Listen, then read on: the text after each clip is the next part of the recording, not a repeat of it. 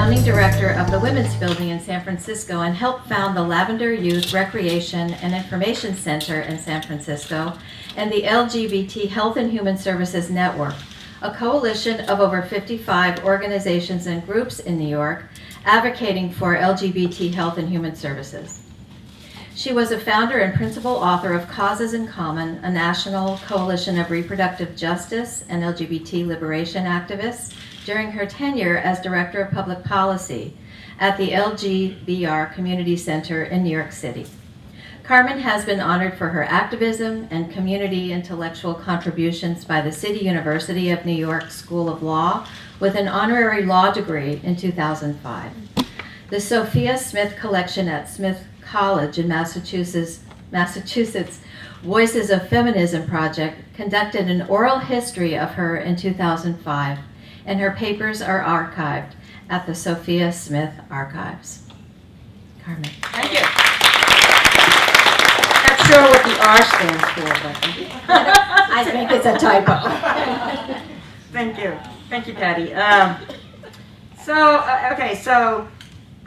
Sexting, government as pimp, the the marital industrial complex, social justice. That's my part.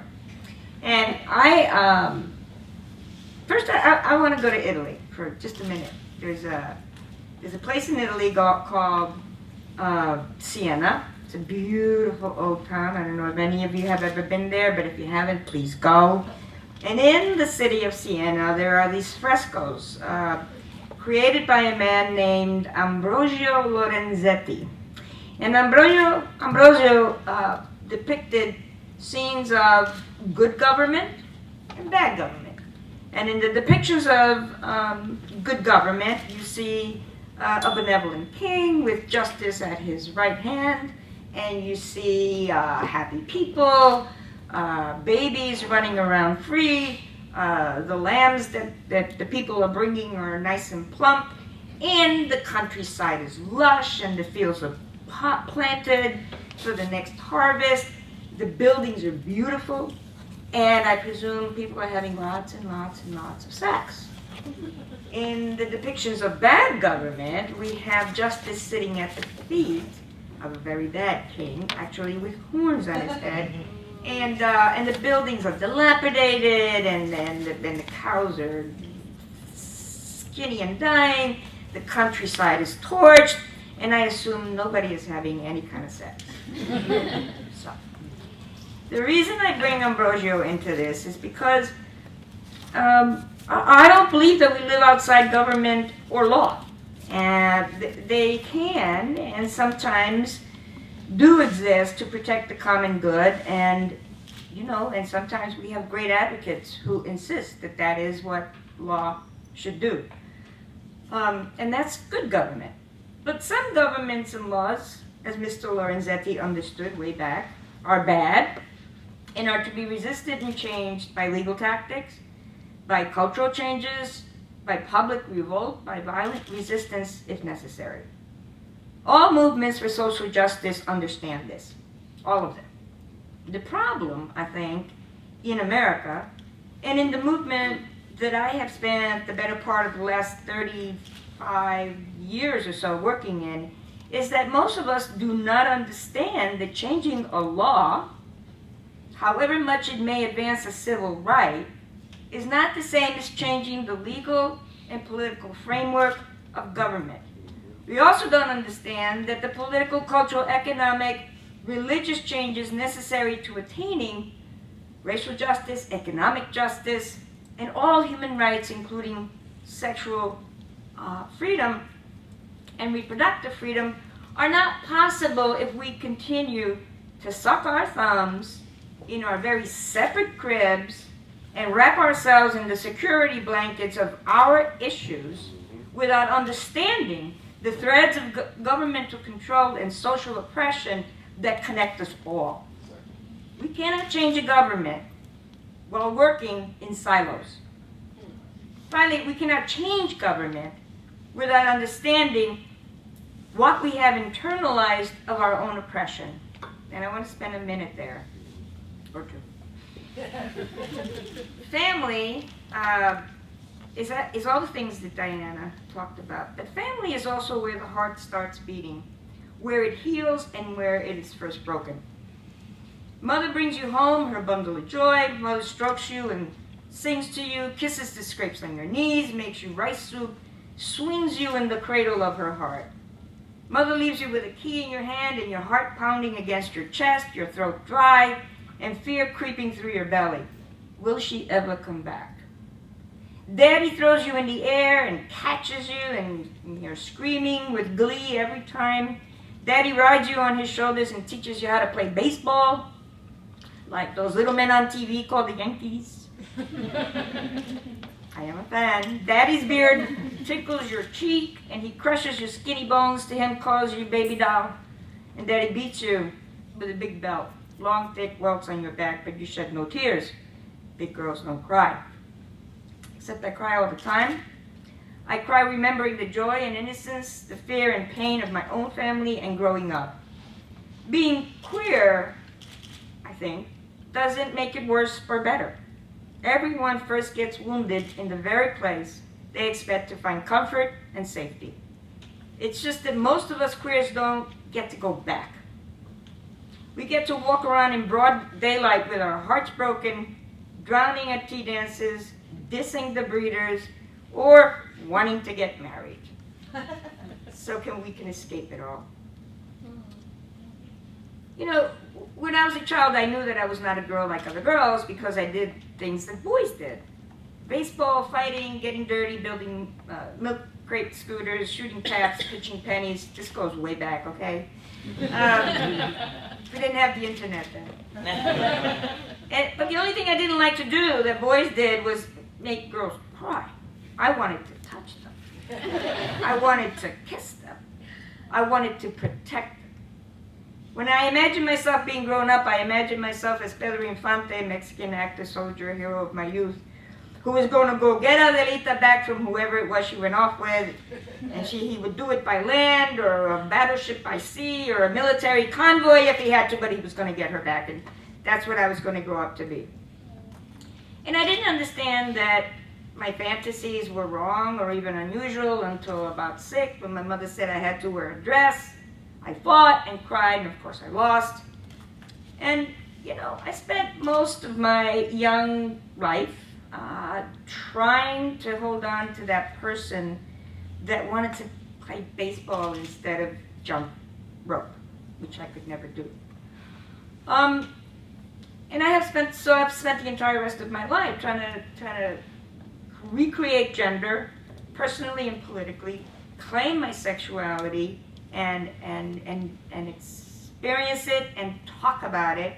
And I've been forced to look at a movement that doesn't want to defend me, that actually works really hard to run the other way. I am faced with a movement given birth to by sex radicals and sex outlaws who are saying sexuality is not relevant. They say we were born this way. They say we were born this way. They say we are not different, not different, not different. And, you know, honestly, I understand the impulse on an organizing level to try and create a common bond with people that you're trying to reach. I do understand that. But I think it is a gross political mistake to say that we are not different and to not understand why we are. Queers and women who seek control of their bodies are at the center of a struggle to prohibit pleasure and control sexuality that is centuries old. We are in the midst of a very acute period of it, but it isn't new, it is centuries old. You know, power and pleasure get played out in the exchange between John Boehner and the Congress of the United States and us every day. It gets played out in the myth of the black male rapist or the black woman who can't be raped because she's always ready. It gets played out in war and the rape of the vanquished. As Larry made abundantly clear, the legal prohibitions of pleasure are among the most powerful tools in the state's effort to control sexuality, desire, and really more fundamentally, our bodies, right? And our ability to express ourselves and make political statements and change government. Bad government. For LGBT people, that prohibition is internalized from the very first moment of self-awareness about our sexual orientation, and it's very hard to escape that. The suicide of so many of our young people is a tragedy that doesn't have reason to exist but does, and it is because we are taught at so early an age to internalize all the crap that we hear about ourselves. Like so many other people in this place we call America, we are a very wounded people. Of all the wounds inflicted upon us, I would say that none is greater than that which calls us immoral and perverse and an abomination. We have been subject to the wounds of the preachers of the holy places, where as children we went in awe, seeking shelter in God and a place in the universe of whatever we understood to be sacred. And even in that place, we have had our humanity taken from us. We have been ridiculed. We have had our pain made invisible. We have been silenced. We have been made to feel as though we have no soul, no history, no family, no place of our own. We have been spit upon. We have been gassed. We have had our children taken from us. We have been killed in dark alleys and in the righteous glare of sunrise, where fires burn the skin off our bodies. And we walk around with those wounds, and we're attached to them. Attached to being normal, attached to being just like everybody else, attached to the notion that marriage is somehow going to save us, attached to the myth of safety and safety of family that most of us understand is not a reality for an awful lot of people. We're attached to shame, we're attached to belonging. In many ways, we are attached to the very things, ideas, and institutions that we're wounded by. And somewhere in our growing up, we find that we don't even know our own soul. And I maintain that reclaiming our souls, dismantling the prohibition of pleasure and attainment of sexual freedom, requires a commitment to social justice. We can't have sexual freedom without demanding an end to racism, without staking our position to the public policy stupidity of ever-expanding poverty in the richest nation on earth. We can't have sexual freedom without a demand for the healing and preservation of our environment. We can't have sexual freedom without a demand that immigrants to this nation be treated with respect and the resources necessary to protect their health and educate their children. We can't have sexual freedom, or even a law that prohibits discrimination on the basis of sexual orientation that would mean freedom for all queers, without a commitment to justice for all. Why not? Because we are all those people. We are all those people. We are immigrants arriving in America with hopes of a better life. We walk upon the earth and breathe its air. We are people of color visited daily by the violence of racism and the pain of poverty. We are members of families on public assistance. To abandon those other causes and people is to abandon ourselves. For many of us, the legal prohibition and cultural demonization of our desire leads us to buy the lie that we have to somehow keep it, under the table, keep it under wraps, not talk about it, not own it. We learn to believe that our desire itself is wrong. We learn to believe that we are without spirit or the hope of redemption. In our haste to be accepted by mainstream culture and our longing to heal our attachment to belonging, we think we have to downplay our desire, and we're wrong. As Diana made so very clear in her presentation, the heterosexual nuclear family is the ideal that we are all socialized to aspire to. Some of us believe we should be like that, or that we should at least be granted the benefits and protections according to people who are like that, and we should have rights and benefits equal to those accorded to heterosexuals. But we should have those rights because we breathe. We have a right to health care and shelter and equal opportunity to an education and to work to freedom from fear. We have a right to love because we exist, because we were born. Our relationship to another human being in the form of our desire. The expression of our love and spirit cannot and must not be reason to bestow or deny anyone the rights of living in a democracy. That would be bad government. And I can't tell you how furious I have been for many decades, and still am, over this gay speak thing that we go around saying, we're just like everybody else. It's a soundbite that we love to mouth on talk shows and at the first hint of controversy in defense of marriage for same-sex gender people. And I'm sitting there going, what does that mean? Which everybody else? The woman in the missionary position with the man on top and shades thrown down on Saturday night, is that the everybody else that we want to be like? I don't think so. And the truth is that I think everybody in gay speak is meant to have us believe that we will be free if we just act normal. If we can prove to the abstract everybody that is America that we're just the same as they are.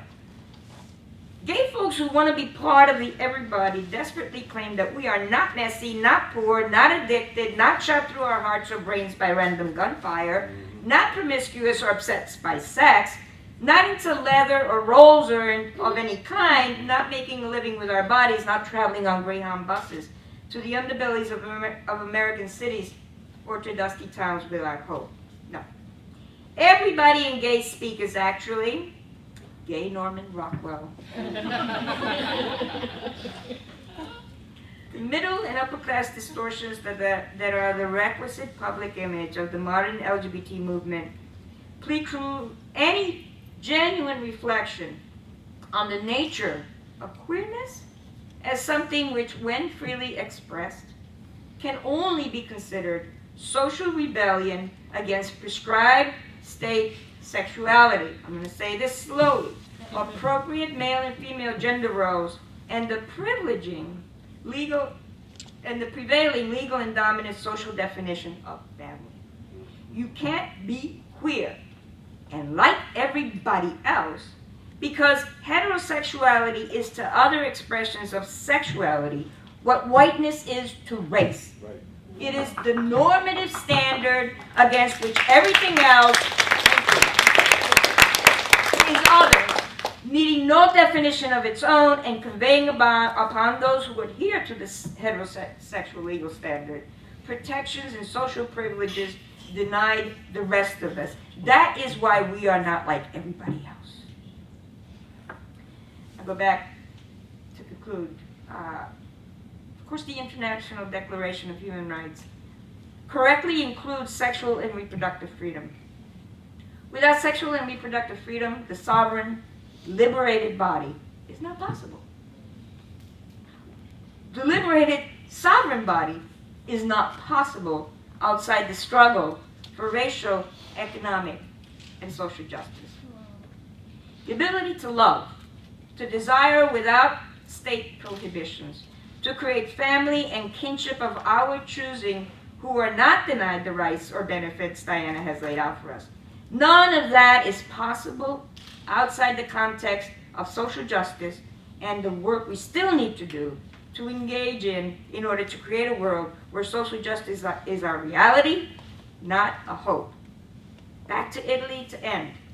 Someday, I want to step into the austere silence of an ancient Catholic church in Isola Madre in Italy.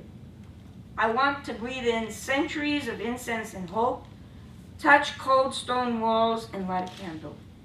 I want to step out from under the shadows of that church, dressed in the cloth of a man, and not be afraid for my safety or feel chains on my desire for another woman.